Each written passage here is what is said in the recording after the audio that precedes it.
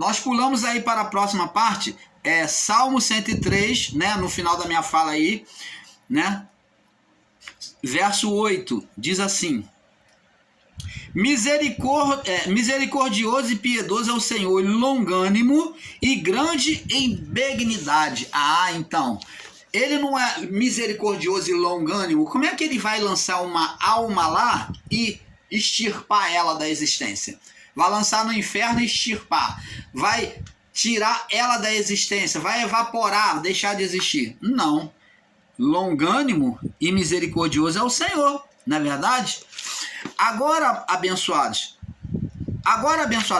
vamos entender que foi o Criador que criou, né, que preparou o inferno para o diabo, né? O diabo. Jesus disse que o inferno foi preparado para o diabo e seus anjos. Então, ele foi preparado para o diabo e seus anjos. Então, significa dizer que quem preparou o inferno, quem domina não só céus, mas também o inferno, é o próprio Criador. Então, é isso que temos que entender. O inferno, onde os anjos e os ímpios se tornam morada, se tornam morada de demônios, né? Então, os homens carnais se tornam morada de demônios, serão lançados no inferno para serem expurgados das sujeiras espirituais, da eira, palha, do joio, que é chamado, né, das impurezas, das malignidades. Veja que disse o salmista Davi. Vamos lá no Salmo 139 agora. Salmo 139. Salmo 139. No verso 7 ao 16, diz assim: para onde me irei do teu espírito? Ó, o salmista diz: para onde me irei do teu espírito? Ou para onde me esconderei da tua presença? Existe tradução que está da tua presença. Para onde fugirei da tua face? Está perguntando o salmista. Verso 8: se subir ao céu, lá tu estás. Se fizer no inferno a minha cama, eis que também ali estás também. Eis que ali estás também.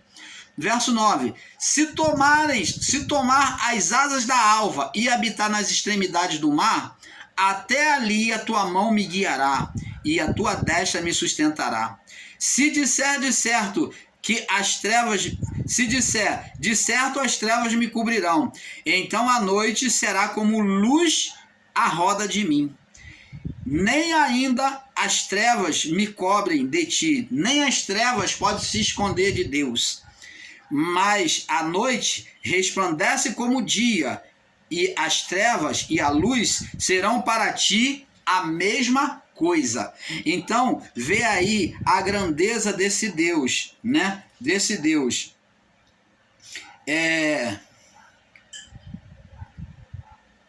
Vê aí a grandeza desse Deus sobre a vida humana, né? Vemos aí. Agora, como vimos, a presença de Deus está tanto nos céus quanto no inferno.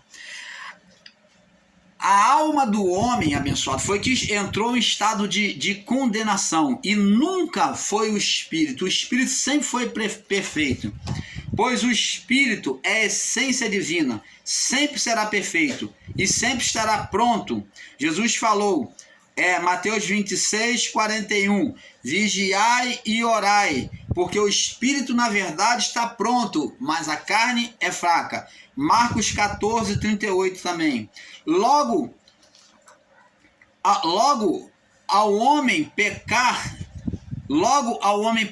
ele gera pela natureza espiritual, logo que o homem pecou, ele gerou pela natureza espiritual um filho deformado. Então Adão, na sua natureza espiritual, ele quando cometeu o pecado da desobediência de tomar e comer do fruto junto com a mulher, ele gerou um primeiro filho. É isso que os nossos irmãos não entendem. Ele gerou o primeiro filho. Entenda bem, meus irmãos, o homem ele foi gerado de dupla natureza, duas naturezas, a física e a espiritual, a divina. Então ele geraria tanto pela física como pela divina. Se o homem morreu espiritualmente, Deus fala de morte espiritual, é porque existia outra forma de vida no homem. Porque quando Deus falou que ia morrer, então Deus é mentiroso, porque o homem continuou vivo, Adão e Eva continuou vivo, fazendo filhos aí, e só morreu na velhice de idade. E o que morte que Deus estava falando, que certamente morrerás? Deus estava se referindo à morte espiritual. Aonde a morte física que vem mais tarde no homem é uma consequência da queda espiritual diante da presença de Deus, da morte espiritual. Então Deus está falando de morte espiritual, da natureza divina no homem. Essa natureza divina que morreu, e porque Adão gerou um filho, primeiro filho de Adão, o primogênito da criação. Preste atenção, o primogênito da criação, o primeiro, foi o ser espiritual, o filho deformado. Foi o filho deformado. Você está entendendo? Foi o Satã. Então, esse ser espiritual que Deus fala com ele lá em Gênesis 3, do 14 ao 15, e sentencia ele e amaldiçoa ele primeiro, antes de trazer a sentença sobre o homem e a mulher, Deus amaldiçoa a serpente, o Satã. Então, esse filho gerado por Adão e Eva na cumplicidade de pecado, é ele que vem acusar o homem mediante a lei de Deus. É ele que recebe do homem a dominação dos reinos do mundo. Descrito lá no livro de Lucas 4, do 5 ao 8. Porque todo o reino é meu, a mim me foi entregue, todo o poder e toda a sua glória, que a mim me foi entregue, e eu dou a quem eu quero. Falou para Jesus.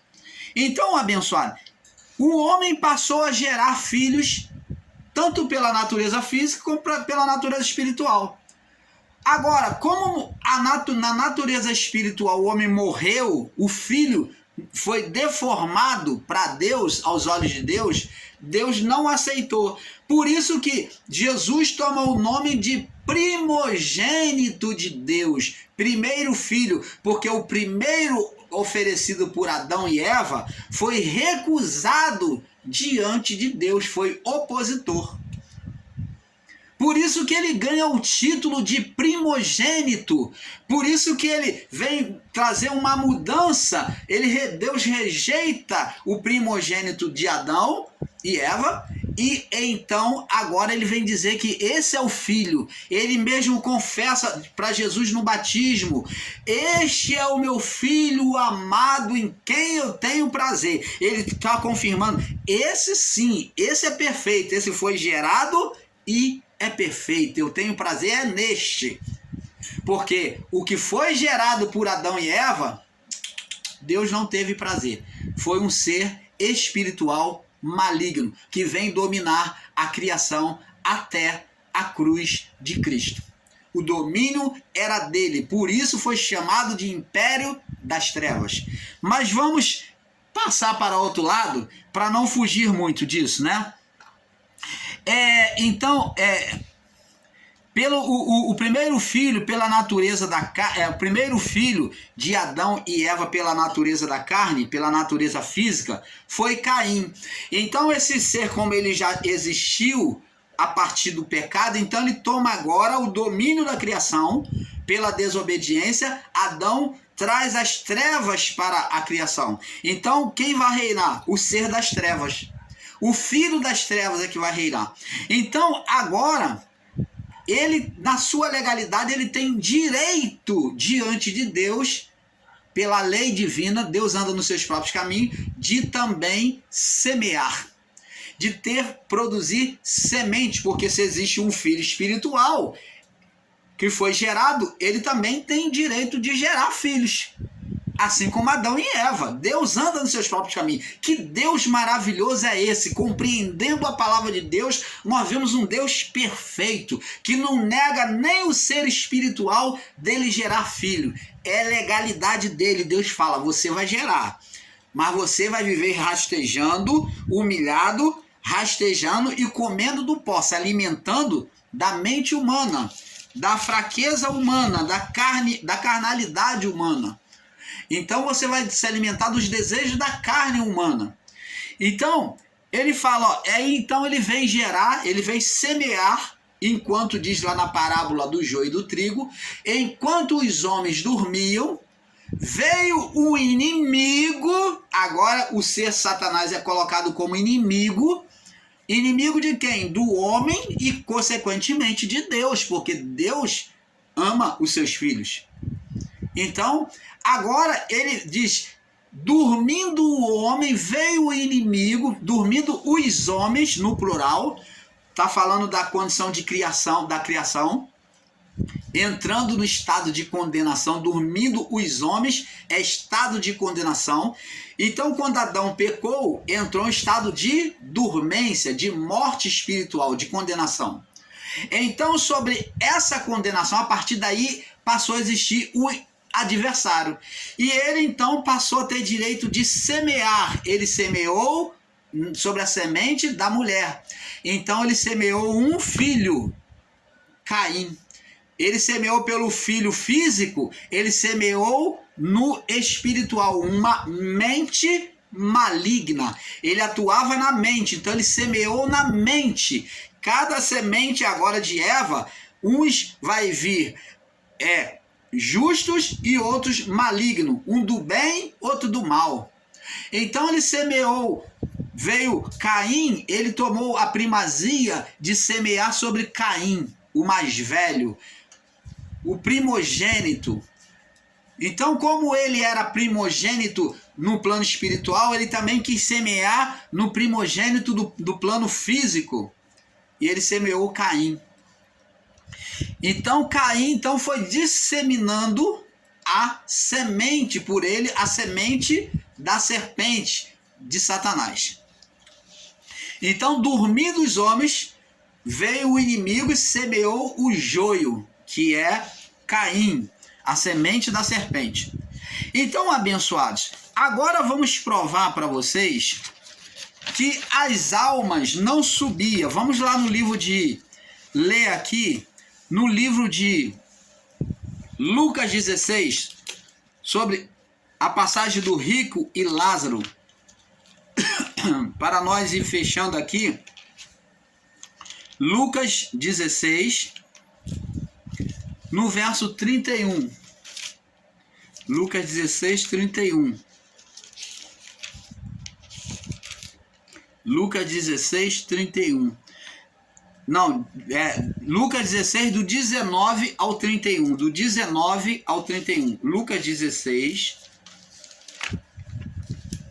Lucas 16, do 19 ao 31. Diz assim: ora, havia um certo homem rico. Isso aqui não é uma parábola, tá? Apesar de muitas das vezes nós errarmos em falar que é parábola, mas isso aqui Jesus não diz que é uma parábola. Ele fala um conto, ele conta um acontecimento. Ora, havia um homem rico que se vestia de púrpura e de linho finíssimo e vivia todos os dias regaladamente e esplendidamente. Havia também um certo mendigo chamado Lázaro, que jazia cheio de chagas à porta daquele, e desejava alimentar-se com as migalhas que caíam da mesa do rico, e os próprios cães vinham lamber-lhe as chagas. Então está vendo que a riqueza nesta vida não é garantia de bênção de Deus, de aprovação de Deus. É isso que nós já temos que tomar como aprendizado, que riqueza não significa bênção de Deus, aprovação de Deus. Agora vamos aqui no verso 22. E aconteceu que o mendigo morreu e foi levado pelos anjos, os oficiais de justiça, que nós estudamos na parte abaixo aqui, né? os oficiais de justiça, lá de Mateus, né? De Mateus, que nós lemos, capítulo 5, né? Fala sobre apresentar a oferta. E aconteceu que o mendigo morreu e foi levado pelos anjos, os oficiais de justiça. E morreu também o rico e foi sepultado. E no inferno, então o mendigo morreu como justo e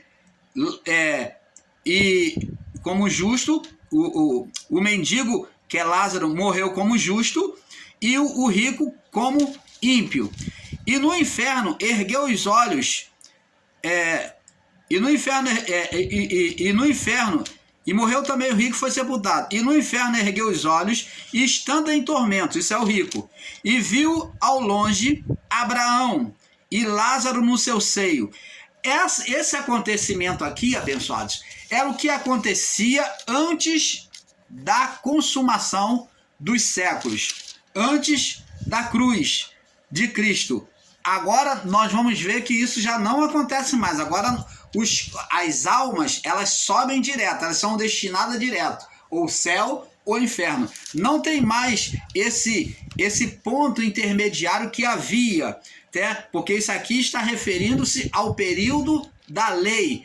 Então, o período antigo, antes da cruz. Então, era uma recepção chamada de seio de Abraão. Não um lugar de dar de mamar, mas um lugar de recepção, que é abrigo, acolhimento de Abraão. Por isso que é chamado de seio, ou acolhimento. E aconteceu que o mendigo morreu e foi levado pelos anjos para o seio de Abraão. E morreu também o rico e foi sepultado. O rico não foi para o seio de Abraão. E no inferno, que estava o rico, ergueu os olhos estando em tormento e viu ao longe, ele viu ao longe, ele não estava no seio de Abraão. Viu ao longe Abraão e Lázaro no seu seio. Então aquele que era pobre, que mendigava, estava agora junto ao pai Abraão. Agora o rico vai estar em oração, clamando. Preste atenção, uma alma consciente, não tem mais consciência para as coisas desta vida, como está escrito lá em Eclesiastes 12, verso 8, 7 e 8. Mas a alma nos céus, no mundo espiritual, ela tem consciência sim. Ensinar que a alma perde a consciência é um erro.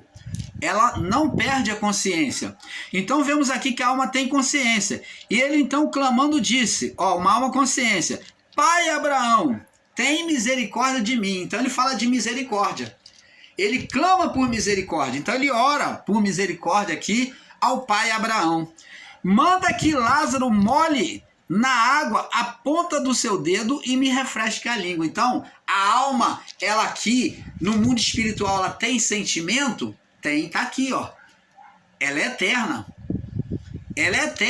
tem sentimento, tá aqui no suplício, sentindo a chama do inferno, pedindo para molhar a ponta da língua.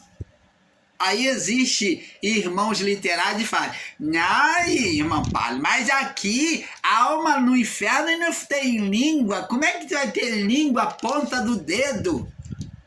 Isso é uma figuração para mostrar que a alma tem consciência sim, mostrando que a alma está sedenta de água, de tanto calor, de tanto tormento que está lá.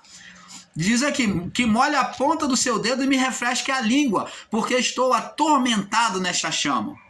Disse, porém, Abraão, filho, lembra-te de que recebeste os teus bens em tua vida e Lázaro somente os males, agora este é consolado e tu atormentado. Além de tudo, está posto um grande abismo entre nós e vós, de sorte que, se quiséssemos passar daqui para vós, não poderíamos, nem tampouco os de lá passar para cá. Então, tá vendo? O abismo não tem como o morto voltar, a alma do morto voltar ao mundo, descer aqui para pregar, para anunciar alguma coisa para alguém. No mundo espiritual, quem foi para Deus não pode voltar também. No mundo espiritual, quem foi para o inferno não pode voltar. Você está entendendo? Há um grande abismo. E disse no verso 27, Disse-lhe: rogo-te, ó Pai. Ele faz uma oração, uma alma agora rogando, fazendo uma oração ao pai Abraão, que mandes a casa de meu pai, pois tenho 5 irmãos, para que lhes dê testemunho, a fim de que não venham também para este lugar de tormento. Opa! Uma alma preocupada com os que estão nesta vida, que está lá em cima, mas ela não pode vir mais aqui, e ela pede ao pai Abraão que mande alguém. Aí Abraão diz que não tem condição. Aí Abraão diz para ele, ó: disse Abraão, tem Moisés e os profetas. Eles têm Moisés e os profetas. Ouçam-nos. E disse ele: não, pai Abraão, mas se algum dentre os mortos fosse ter com eles, eles se arrependeriam. Se algum dos mortos voltar lá no mundo dos vivos, eles vão se arrepender. Olha o que o pai Abraão diz para ele. Ele, porém, lhe disse: se não houve a Moisés e os profetas que já morreram, nem tampouco serão persuadidos, ainda que algum dos mortos ressuscite. Isso é a verdade. Cristo morreu, ressuscitou, e tem muitos aí duvidando dos feitos dele. Já tem irmãos em graça dizendo, até colocando que Cristo é mentiroso, colocando que Cristo não tem mais poder, que o nome dele perdeu o poder. Você está vendo como é que Abraão diz a verdade? Então, abençoados, a alma, ela fica consciente nos céus, no mundo espiritual. E por essa consciência é que ela vai ser punida dos seus desejos malignos, das suas malignidades. É essas peçonhas, esses maus, é que vai ser tirado da alma, que vai ser castigada. Como diz lá no livro de Mateus, capítulo 5, verso 26, em verdade te digo que de maneira nenhuma sairás dali enquanto não pagares o último centavo. Você está entendendo, abençoado? Agora vamos ver aqui que para a alma que se arrepende, para a alma arrependida, nós vamos ver aqui que essa alma, ela pode ser mudada enquanto está nesta vida. Vamos ler Lucas capítulo 23 agora. Lucas 23. Vamos ver uma alma que se arrependeu aqui nesta vida e que vai receber a salvação diante do Pai. Lucas 23, 43. Que vamos falar do ladrão da cruz. 23, 43. E diz aqui, 23, 43.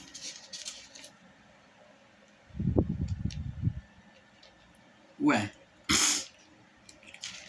eu acho que é 24, 43.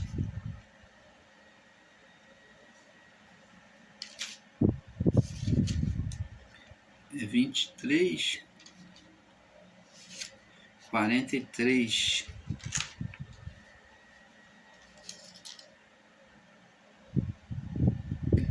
Então, é sobre o ladrão da cruz, né? É sobre o ladrão da cruz.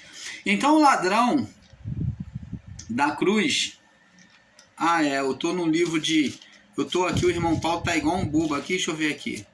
O irmão Paulo tá no livro errado, me perdoe. Esse irmão Paulo é uma bênção. É Lucas 23, 43. Eu tava no livro de Mateus. Você acredita, meus irmãos? Esse irmão Paulo é uma bênção, né? De vez em quando ele pega o livro errado, aí lê a referência errada. 23, 43. Diz aqui. O ladrão diz assim para Jesus. Lucas 23, 43. Diz assim: Senhor, lembra-te de mim. Vamos ler aqui do 23, do 23, 40. E 23, 39. Diz aqui: e um dos malfeitores que estavam pendurados blasfemava dele, dizendo: se tu és o Cristo, salva-te a ti mesmo e a nós. Um do que estava na cruz ao lado dele.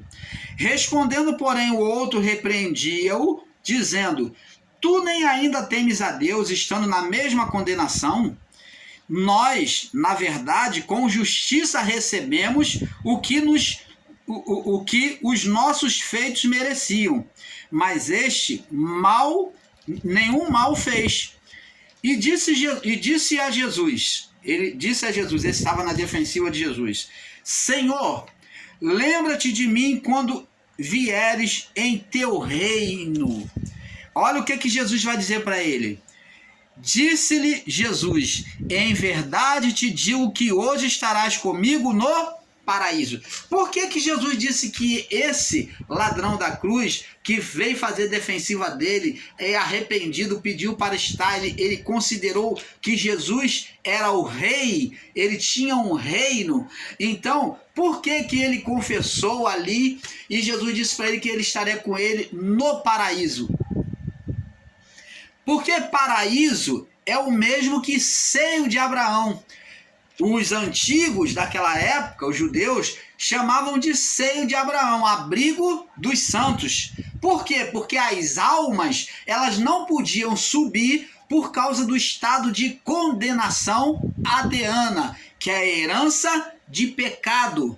Então essa herança de pecado, do pecado original, que vinham sobre todos, aonde todos estavam em estado de condenação. Em Romanos 3, do 23, Paulo diz que todos pecaram e destituídos foram da glória de Deus. Então fala de morte espiritual, até a cruz de Cristo. Agora, Jesus vem dizer para esse ladrão salvo que ele estaria com ele no paraíso.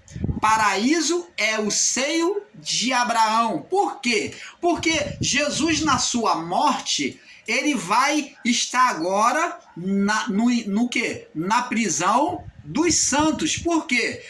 Era uma forma de inferno, porque todos pecaram e destituídos foram da glória de Deus. Se não ia direto para os céus, então era uma forma de prisão.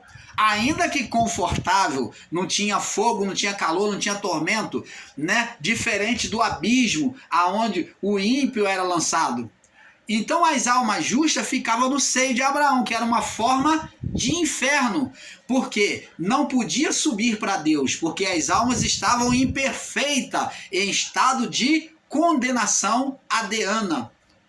Então era preciso primeiro sair aquele estado de condenação que foi retirada por Cristo. Então Cristo teve que ir lá no seio de Abraão, chamado de paraíso, para então justificar, se apresentar lá como justiça, para que aquelas almas pudessem agora subir, adentrar os céus, a presença do Criador. Você está entendendo, abençoado? Então, sem que Jesus ele fosse no seio de Abraão ou no paraíso, as almas não poderiam subir. Jesus tinha que chegar lá no paraíso, como ele morreu em estado de condenação ao quê? Do mundo, mas foi perfeito até a morte. Morreu, ele colocou sobre ele a condenação, mas ele cumpriu a condenação e ele foi para o inferno dos santos. Vamos dizer assim, que foi chamado de seio de Abraão. Inferno porque não podia ir direto diante de Deus. Por isso que Jesus falou para Pedro, as portas do inferno, portas no plural, porque existia a porta do inferno que era o quê? Tinha a porta do inferno que era a sepultura, tinha a porta do inferno que era abismo, tinha a porta do inferno que era seio de Abraão. Se não subia para Deus, era uma porta de inferno. Era um estado de condenação. Se não subia, é porque estava em estado de condenação. Então, abençoados, é isso que temos que entender. Agora, com Jesus vencendo a condenação adeana, agora as almas poderiam subir para Deus. Elas podiam voltar para o Pai. Então, o ladrão da cruz estaria com Jesus no paraíso, no seio de Abraão, no lugar dos santos e não direto nos céus, porque direto nos céus ele não poderia estar, porque Jesus foi a primícia dos que dormem, ele foi o primeiro a chegar diante de Deus. Após ele é que todas as almas dos santos chegaram junto com ele, após ele. Então o ladrão da cruz chegaria após Cristo. Você está entendendo, abençoado? É isso que temos que entender. Então vamos passar para o próximo vídeo.